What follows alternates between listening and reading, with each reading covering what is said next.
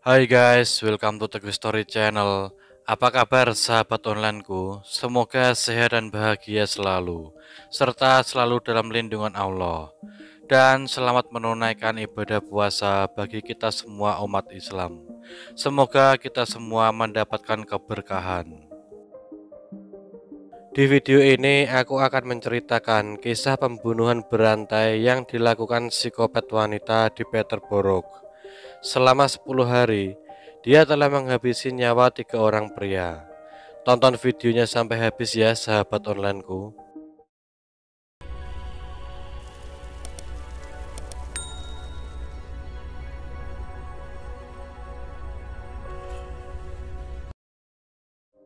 Joanna Dennehy lahir pada Agustus 1982 di St Albans, Hertfordshire, Inggris.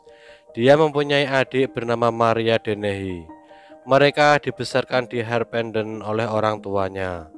Ayahnya bernama Kevin, seorang penjaga keamanan, dan ibunya bernama Kathleen, seorang pelayan toko.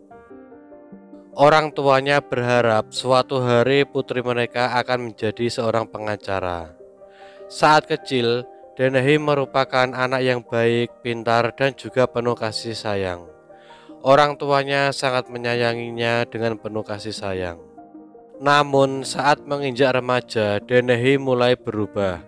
Karena salah pergaulan, dia mulai mengenal minuman alkohol dan obat-obatan terlarang, juga sering kabur-kaburan dari rumah.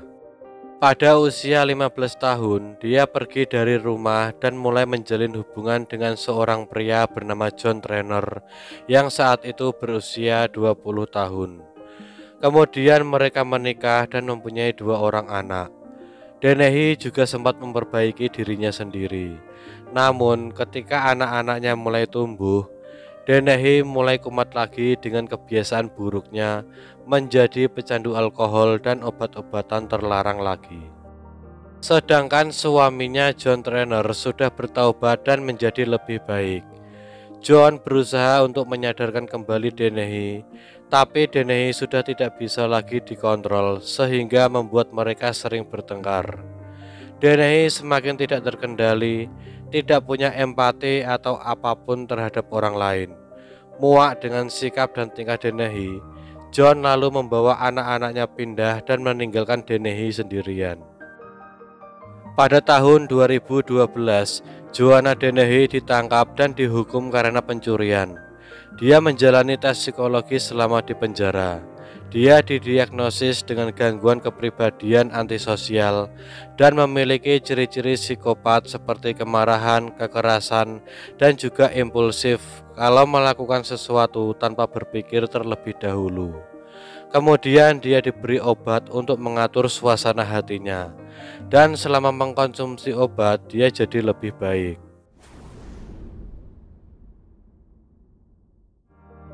Pada tahun 2013, dia bertemu dengan pria bernama Calvin Lee yang berusia 48 tahun. Diketahui Calvin memiliki usaha kontrakan. Calvin menyewakan kontrakan murah kepada orang-orang yang kurang mampu. Selain sebagai kekasih Calvin, Dennehy juga dipercaya sebagai penagih kontrakan milik Calvin. Dennehy merasa hidupnya lebih baik daripada sebelumnya. Yakin bahwa dia memegang kendali atas dirinya, dia berhenti minum obat antipsikotik. Setelah berhenti minum obat itu, Dennehy kembali menjadi tidak terkontrol. Dan pada 19 Maret 2013, seseorang bernama Lukas Laboswski berusia 31 tahun yang juga tinggal di kontrakan milik Calvin. Dia menerima pesan singkat dari Dennehy. Dennehy mengundang Lukas ke kamarnya lalu mengajaknya ngobrol dan minum-minum. Dennehy kemudian menyuruh Lukas untuk memakai penutup mata sebagai permainan. Setelah Lukas memakai penutup mata, Dennehy kemudian mengeluarkan sebilah pisau lalu menikam Lukas tepat di jantungnya, dan Lukas pun meninggal dunia. Karena tidak bisa membuang mayat Lukas, Dennehy kemudian meminta bantuan temannya bernama Gary Richard. Gary kemudian tiba di tempat Dennehy bersama dengan temannya Leslie Layton. Gary dan Leslie segera membantu Dennehy dengan memindahkan mayat Lucas ke bak sampah. Beberapa hari kemudian, mayat itu diambil dan dibuang ke parit di pedesaan Peterborough. Pada 28 Maret 2013, Dennehy kembali mengundang seseorang bernama John Chapman dan mengajaknya ngobrol juga minum-minum. Karena kebanyakan minum, John akhirnya pingsan. Dengan menggunakan pisau yang sama, Dennehy kemudian menikam John di dadanya sebanyak 6 kali. Lagi-lagi Dennehy memanggil Richard untuk membantunya menyembunyikan mayat John.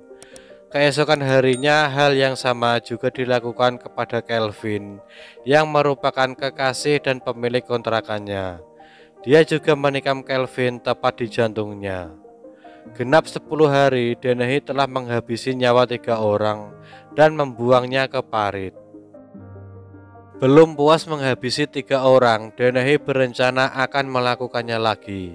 Dibantu Richard dan Leslie, Dennehy berkeliling kota mencari mangsa. Di perjalanan dia memilih 2 orang pria secara acak, kemudian menikamnya di tempat dan melarikan diri. Beruntungnya 2 korban itu selamat dan segera dilarikan ke rumah sakit, sehingga bisa dengan mudah mengenali pelakunya. Polisi kemudian segera mencarinya dan menangkapnya setelah 2 hari pencarian. Ketiga korban yang dibuang Dennehy ke parit juga telah ditemukan setelah keluarga Kelvin melaporkan hilangnya Kelvin Lee. Pada 8 Mei 2013, Joanna Dennehy didakwa atas pembunuhan Kelvin Lee, Lucas Labuschagne, John Chapman, dan percobaan pembunuhan terhadap kedua orang yang dilakukannya secara acak. Lalu pada November 2013, di The Old Bailey, Dennehy mengaku bersalah atas pembunuhan 3 pria dan percobaan pembunuhan 2 orang lainnya. Hukuman ditangguhkan untuk memungkinkan laporan psikiatris. Gary dan Leslie diadili dengan tuduhan berbagai kejahatan yang berkaitan dengan membantu Dennehy. Keduanya memutuskan untuk tidak memberikan bukti atau menghadapi pemeriksaan silang. Pada 28 Februari 2014, Dennehy dijatuhi hukuman penjara seumur hidup dan tidak akan pernah dibebaskan. Gary dijatuhi hukuman penjara seumur hidup karena percobaan pembunuhan. Sedangkan Leslie dijatuhi hukuman 14 tahun penjara karena memutarbalikkan jalannya keadilan. Setelah persidangan, terungkap bahwa layanan percobaan telah mengawasi Dennehy pada saat pembunuhan, sebab dia telah dihukum karena penyerangan dan memiliki anjing yang berbahaya. Seorang psikiater kemudian mendiagnosis Dennehy dengan gangguan kepribadian psikopat, antisosial, dan tidak stabil secara mental. Terungkap juga bahwa Dennehy telah merencanakan pelarian dengan menggunakan sidik jari penjaga penjara untuk melewati keamanan biometrik penjara. Dennehy telah berada di pengadilan tinggi untuk mengajukan banding terhadap keputusan untuk menahannya di sel isolasi. Petugas menemukan rincian dalam buku hariannya di selnya. Dengan bantuan 2 narapidana lain, dia akan membunuh seorang penjaga dan memotong jarinya untuk melewati keamanan. Di dalam sel, dia juga jatuh cinta dengan Hayley Palmer, seorang narapidana lain yang menjalani hukuman di HMP Brownsfield, dan keduanya memiliki perjanjian bunuh diri yang tidak berhasil. Selain menjalin hubungan dengan Hayley, Dennehy juga diketahui telah menjalin hubungan dengan pria bernama Emma Aitken berusia 25 tahun. Lalu pada bulan Mei 2021, Palmer yang sudah keluar dari penjara, dia dikabarkan akan menikahi Dennehy. Palmer berusaha mencari penasihat hukum dan meminta izin untuk menikahinya. Namun pasangan itu kini telah berpisah setelah Dennehy berhenti menelpon dari penjara. Mantan suami Dennehy, John Trainor, setelah berpisah dengan Dennehy, dia telah menikah lagi dan hidup bahagia dengan anak-anaknya. Salah satu anak Dennehy, Siane Trainor, mengatakan pengungkapan tentang ibunya berdampak buruk pada kesehatan mentalnya setelah dia kehilangan akal sehatnya ketika dia mendengar berita itu. Dia takut kalau dia menjadi seperti ibunya, seorang psikopat. Menurutnya, ibunya telah membuatnya sengsara semenjak dia kecil dan merusak hubungan dengan ayahnya karena pengaruh alkohol dan obat-obatan terlarang itu. Betapa pentingnya kita menjalin pergaulan, tapi kita harus pintar-pintar menempatkan diri kita sendiri agar terhindar dari hal-hal yang tidak diinginkan. Sekian dari kisah ini. Bagaimana menurut teman-teman tentang kasus ini? Bisa komen di bawah. Dan semoga kita bisa mengambil hikmah dari kasus yang aku bawakan hari ini. Bagi yang belum subscribe, bisa tekan tombol subscribe, like, komen, dan share, serta nyalakan lonceng notifikasinya agar teman-teman tidak ketinggalan video dari aku selanjutnya. Tetap jaga kesehatan, berhati-hati dalam setiap aktivitas. Dan juga yang mau request tentang kasus-kasus yang ingin aku bawakan, bisa DM di Instagram Teguh Story Channel, atau bisa juga komen di bawah.